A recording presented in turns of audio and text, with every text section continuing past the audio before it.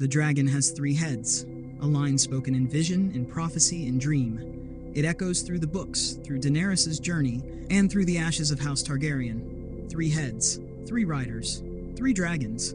One of them is Daenerys, one is Jon Snow, Aegon Targaryen, son of Rhaegar. But who is the third? Some fans believe it's not a known Targaryen at all, but a man born in fire, raised as a lion, Tyrion Lannister. Could the imp of Casterly Rock be the third head of the dragon? Could he be Aerys' bastard son, conceived in secret, hated by his father, drawn to dragons like it's in his blood? This is one of the most compelling theories in the Game of Thrones universe. Let's break down all the evidence that points to this fiery possibility.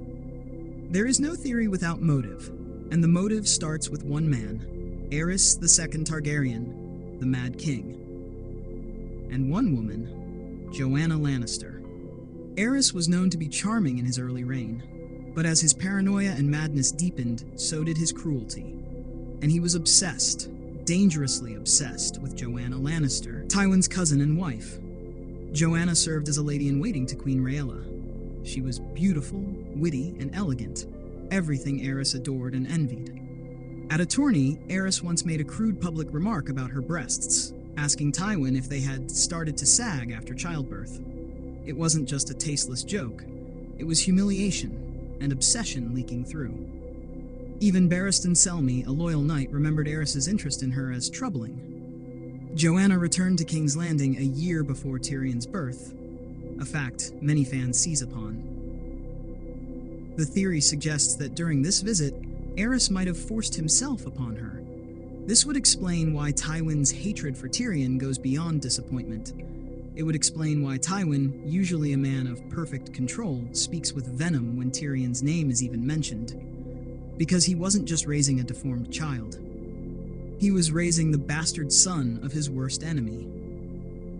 Tyrion Lannister doesn't look like his siblings. Jaime and Cersei are the perfect Lannisters, tall, golden-haired, green-eyed. Tyrion is different. His hair is described in the books as a pale, almost silvery blonde, closer to Targaryen silver than Lannister gold. His eyes are mismatched, one black, one green. A rarity in Westeros. These subtle physical differences stand out, and fans point to them as signs of mixed parentage. Yes, he is a dwarf, which may be a random deformity, but it could also be the result of conflicting bloodlines, 2 houses not meant to mix. Targaryens are known for their inbreeding to keep their blood pure. A child born from a Targaryen and a Lannister might carry strange traits. And that might explain Tyrion's unique look. Perhaps the strongest point in the theory comes from Tyrion's interaction with dragons. In the show, we see a moment that no one expected.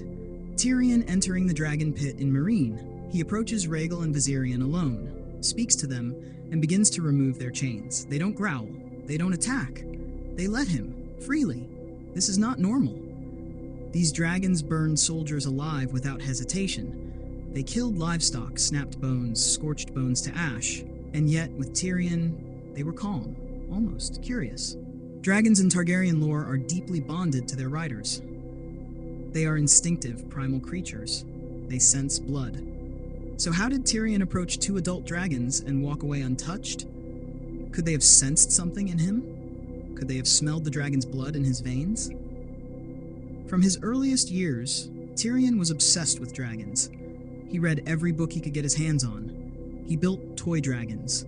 He dreamed of riding one. He once told young Griff, "When I was your age, I dreamed of having a dragon of my own." For a Lannister, this fascination is strange. Lannisters do not ride dragons. They conquer through gold, not fire. But Tyrion wanted flame. He's even had dreams, vivid, haunting dreams, of breathing fire. This dream imagery is important. In Targaryen lore, dreams often hint at bloodline. Daenerys dreams of flying over cities. Jon dreams of fire and snow. Targaryens dream in dragonfire. So what does it mean that Tyrion dreams of the same? What does it mean that his dreams are fiery? Maybe his soul is trying to remember who he truly is. Perhaps the most chilling part of this theory lies in the words of Tywin Lannister himself. Tywin, the coldest, most ruthless lord in Westeros, says the same thing over and over. "You are no son of mine." At first, it seems like a cruel father's rejection. But when you look closer, it starts to feel like something more. He doesn't say, "You're not acting like a son." He says, "You are not my son." When Tyrion stands trial for Joffrey's murder, Tywin treats him like an outsider, a criminal, a stain. And when Tyrion finally kills him, crossbow in hand, standing before the lion on the throne, Tywin's final expression is not fear. It's something closer to shame. Because maybe Tywin always knew the truth. And his last breath was one of defeat, knowing he was killed by the son of the Mad King. The timing of Tyrion's birth is more than coincidence. Joanna Lannister was in King's Landing about a year before Tyrion was born. Aerys was growing increasingly mad and increasingly reckless. His obsession with Joanna was well known. And if he took her, violated her, during that visit, then Tyrion's birth wasn't just a tragedy. It was a political catastrophe, hidden under silence. Joanna died giving birth. Tywin never spoke of her again with love. He wore black for her, but his heart burned with something else. Was it grief, or was it guilt? Then comes the prophecy. In the House of the Undying, Daenerys hears it. The dragon has 3 heads, a phrase layered with mystery. It's long been believed that 3 Targaryens would rise together, riding dragons bringing fire and blood. Daenerys rides Drogon. Jon, her nephew, rides Rhaegal. And the third? In the show, that dragon is claimed by the Night King. But in the books, the third dragon waits. Could it be Tyrion? He who walks with dragons. He who dreams in flame. He who bears silver hair and Targaryen fire in his blood. This theory isn't just about bloodlines. It's about identity.